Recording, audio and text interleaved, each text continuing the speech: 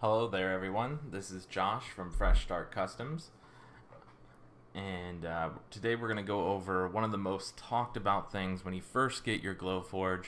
It's going to be your proofgrade settings and your non-proofgrade settings for different types of material that Glowforge doesn't sell.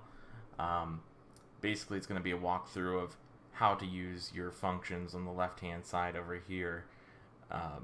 For either proofgrade or non-proofgrade.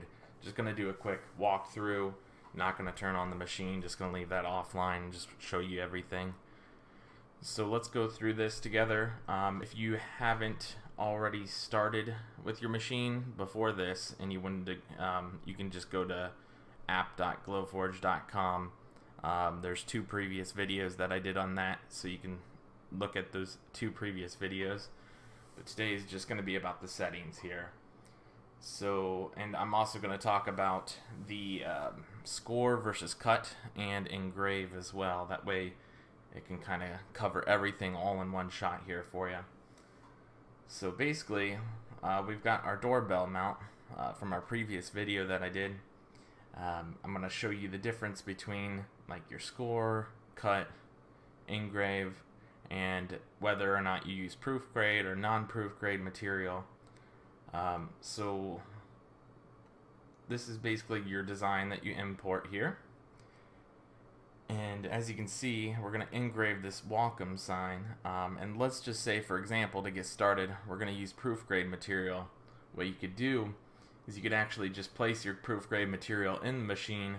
It should automatically detect your tag on the proofgrade material, but sometimes it doesn't. If your camera is dirty, you may have to clean your actual fisheye camera on the lid of the machine for it to recognize. And if it still doesn't recognize, Glowforge will usually replace your machine for you. But if you're not worried about it reading just that material, because they will replace it with a different type of sticker later, then you can actually manually find your proofgrade material up here. So if you go ahead and click up here on the unknown button, let's just say, for example, we're going to use this top one here, which is thick maple plywood. I probably use this one the most. Let's say that's the proofgrade material you have. You just hit select and it'll automatically fill in different things that it thinks that you want to do, but in this case it's not exactly what we want. So in this case what we want is the outside lines right here, and then these two holes, and then these to be cut out. So right now this is uncut and this is uncut, which is good, but this inside squares right here is going to be a score. That way we know where to place these. So let's say, for example, we cut this out on wood. We don't know where to place it unless we have a score on there, which is basically a line engraving without actually cutting through. It's just like a cut. It's a faster engrave. So that way you know where to place this when you cut it out. So you'd place it right on top there like that and glue it together. So for example, then all you have to do is click right here and you can just go right to score. And then you can either choose high quality or draft. I usually choose draft if you're going to glue right in its place. High quality is like if you're actually going to use it in a design. Draft is a little bit darker, so I even use draft with actual designs sometimes. But that's how you would go ahead and change your score options from cut to score, and that's just with your Glowforge material, as you can see right there. And then this down here is like a custom setting that I saved before in the past, so you can ignore that for proofgrade. We'll cover that here in just a second. And then let's go back up to your engrave here for the welcome. So for Glowforge, they have all these different presets. You can do like a draft graphic, SD, HD graphic, or a draft photo. Almost all the time I do a draft photo. It doesn't etch as deeply, but it looks nice, even for lettering. But if you want it to etch really deep, you could do like the standard graphics. The HD graphics isn't as deep, but it's more detailed. Same thing with the draft graphics. It's basically just like the SD graphics in my opinion. So that's basically where the line goes back and forth over and over instead of like pixels or dots like the draft photo. So for example, under draft here, you can see how it's converted to dots. So that's basically your pattern density. So that's basically your dots that are going to produce. It engraves a lot faster, but it is through dots versus solid lines. So let's say you want that to be a solid line back and forth. You could choose like your SD graphic here, and now you notice it's on very power. So very power is where it just goes straight back and forth solely on lines per inch here, down here. And then as you can see, your focus height is the basic material height of the thick maple plywood there that we chose. So that's going to come important mainly for the non-proof grade materials, and we'll cover that in just a second here. And then this is also your speed and power, and we'll cover that with non-proof grade materials. This is basically just the custom settings for proof grade materials where you don't have to do any of the work. So the main takeaway for proof grade, it'll automatically detect. You just have to choose like your different functions that you want for the engrave. It usually auto defaults to draft photo. Now that we have those settings for proof grade, it would just cut out just like that. It would do the engrave first. As you can see, it highlights in blue as soon as I touch this. And then it would do the score, which is your inside score, which is this thing right here in the center. And then it would cut those two out over on the side. And then the final outline here that would get cut out. And then you would just have to glue your doorbell mount together. So that would be proof grade materials there. So now we're going to talk about non-proof grade materials. Non-proof grade materials, let's say like I had birch in there for example. You can go ahead and click in here to select the material, but in this case you're not going to select anything here unless you use the same settings as that material like I did in a previous video. But just for example here, we're going to just do completely custom because you probably won't use birch only. So for example, let's say you have oak wood. That way we're not using one that I have pre-saved here. For oak wood, you can go ahead and click on your use uncertified material up here in the top right corner. When you do that, it's going to want your material thickness. So what you're going to have to do is measure your material thickness. There is actual devices that'll measure it down to the decimal place. I would recommend going up to like Menards, getting that. It's a digital caliper, if I'm pronouncing that right. I would suggest grabbing one of those. You can get that Menards, probably even Walmart. I would recommend getting that because you're going to use it often. So for oak wood, for example, let's say we have oak wood, which is 0.2 inches thick. That's usually what most of the wood that I get is right about that, but it could be like 0.18. Whatever thickness it is, it does make a huge difference on your measurements here, and you have to type this in every time or else your alignment of your image is going to be way off if it's not already off based on the machine that you have.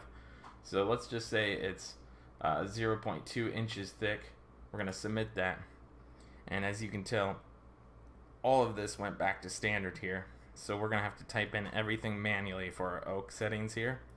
So for the welcome sign, we're going to go ahead and come down to manual, click on that, and for oak, I would probably, just off the top of my head, would go with 1,000 speed, full power, and then I would leave it on the converted for dots just for the photo engrave that I was talking about.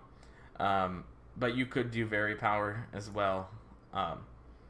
That's where it goes back and forth, but in this situation I don't want it to engrave really deep, so I'm going to just do the convert to dots there and then leave the lines per inch, And as you can see, your focus height has now changed to the one that you manually inputted there. So this is basically all your custom settings. Now, for your engrave, if you want to go a little deeper, you could actually slow down the speed. That would actually make the laser go slower as it was engraving on full power. Or if your power wasn't at full, you could increase it, but we're going to go with full power there. And then let's go ahead and go to the next one here, which is going to be, let's see, it's going to be your inside cut. So this is going to be a score here. So we have the score, and then we'll go ahead and click on manual here. And let's say, just for example, let's say the score is at 400 speed, and we're going to go 35% power. That way it doesn't cut all the way through the actual wood itself. So that's just going to do the score line there. As you can see right there, it's going to be your score. And then we're going to do the 2 cut settings. So for the cut settings, for most of the wood that I use that are non-proof grade, like oak, birch, natural maple with an MDF core, I'll use the same settings that I use for a birch cut, which are these settings here. But in this situation, we're not going to use birch wood. We're going to actually use oak, but that was just an example here. So I'm going to go back and show you where you can type that in. So we'll click on manual, and we'll just kind of match what we had there, where it's going to be a 140 speed, full power, and then you notice that this focus height was a little bit different than that one that I had saved, because the one I had saved for birch was the 0.209 inches versus 0.2 inches thick there. So I can usually get away with 1 pass, but sometimes if you have like a glue knot in non-proof graded materials, it won't cut through. So just keep that in mind when you use non-proof grade stuff. You may have to do 2 passes, and there may be times that you just waste an entire piece if it goes wrong. But I haven't had too many issues with these settings here for those 3 types of wood that I've tried, or that I use often. The one that I have the most issues with is probably the natural maple with the MDF core, because sometimes there are like those little glue areas or variations in the wood that will get stuck, but usually you can push the whole material through. You just have to push a little bit harder, but not too often do I have issues with that. So that's how you would do your cut settings as well as your engrave or score settings there. And then what we'll have to do here is we're going to actually cut this last piece out. We're going to match the same thing since it's going to be the same material that we use. We're going to go ahead and knock that down to 140 and full power again, and we'll be good to go there. So now we'll go back up to our engrave here, and I'll show you how to save the actual custom settings, kind of like I did with birch engrave here. So under manual, we had this at full power, 1000 speed, converted to dots. I usually leave lines per inches alone, but you can do that with different types of material, especially like dog tags. I would probably bump that up on dog tags, but then change this to very power so it goes back and forth instead of dots. But let's say we're going to name this oak. All you got to do is hit here where it says save as, and we'll change this to oak, and we'll just do engrave. So this way, every time I want to do an oak engrave, all I have to do is click that now, and it's kind of like your own custom proof grade settings, but for your own material where it'll save. So that way you don't have to type it in each time. And you could do the same thing for the cut and score options as well, but I was just showing you that as an example. So that's pretty much everything there as far as your settings go for non-proof grade and proof grade material. Now let's go over a couple other things here really quick before we end this video. Let's say, for example, I want to cut these two out of a different type of material. Let's say I want this to be an 1/8 inch thick versus a 1/4 inch thick. So when you have it highlighted here and you go back to your actual settings, you can go over here to ignore and choose ignore, and you can see how they're grayed out now. Even whenever you hover over it, they don't highlight. That means that they're not going to be cut at all. So you can go ahead and do this whole section where it'll engrave, score, and then cut on one type of material. So in this case, the oak 1/4 inch.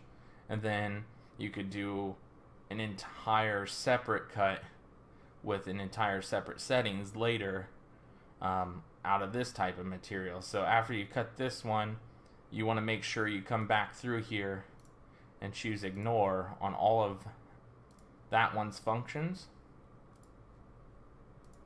just like that. And then you'll come back into this one here and you can change it back to cut and type in your cut speeds of 140, full power, or whatever settings you come up with, because you're going to have to test that per material to see what settings works best for you.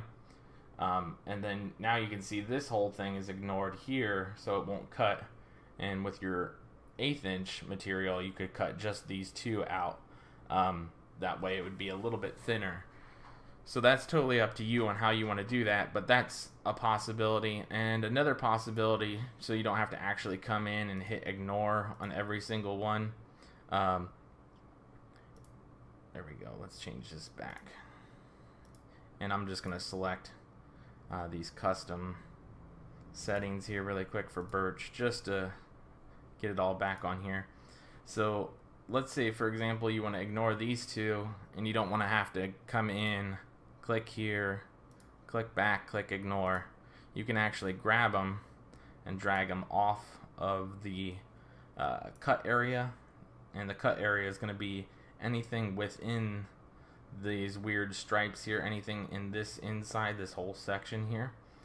So you can drag them right off there and it'll automatically ignore it. So that's just a quick tip as well. So I hope this helped you guys out. I'll go through a couple other settings later on in a different video, and we'll go ahead and go through placement without the crumb tray in on a different video as well. That one may be a little bit of a longer video, but yeah, one other thing before we go here, like I said, if you don't enter your material height in like this, your image on the screen is going to be way off. So let's say you place your image right here in the corner and you expect it to engrave and cut right on the corner of your wood. That image may actually be engraved way over here. So let's say we hit print here, and I'm going to just do a really quick copy and paste, and let's say it engraves. The engraving may be way over here, but your original image where you placed it was up here. That's because you have the wrong material height in there. And I'll kind of go over this with a troubleshooting video in the future as well, but I just wanted to show you the guys that for an example, that typing in your actual material thickness accurately is super important, because it is going to show up really weird like that.